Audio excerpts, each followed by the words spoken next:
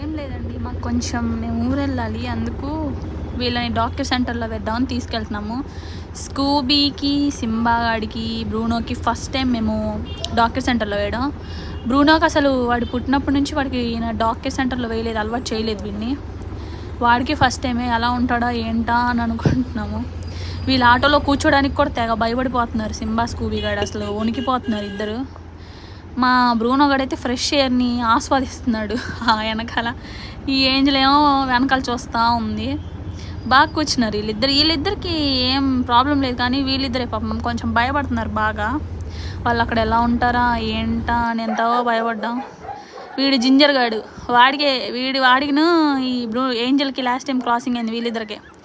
వాడి పిల్లలు ఇప్పుడు ఇక్కడికి వచ్చారుగా, చూసుకుంటాడులే. వీళ్ళకి కూడా చెప్పొచ్చా మీ నాన్న ఇక్కడే ఉన్నాడు రా ఆడుకోండి అని. వాడు అక్కడే ఉన్నాడు జింజర్ గాడు, తెగ అరిచేస్తున్నాడు వాళ్ళ పిల్లల్ని చూసి. ఏంజల్ పోయి పలకరించి వచ్చింది ఎట్టున్నారు ఏంటి అని. మా బ్రూనో గాడిని కట్టేశారు వెళ్ళగానే, పాపం వాడు చూస్తున్నాడు అంతే. జింజర్ గారు తెగ అరిచేస్తున్నాడు ఏంజల్ని చూసి, నా దగ్గర రావట్లేదు ఏంది, వేరే వాళ్ళ దగ్గరికి వెళ్తున్నావు ఏంటి నువ్వు అని.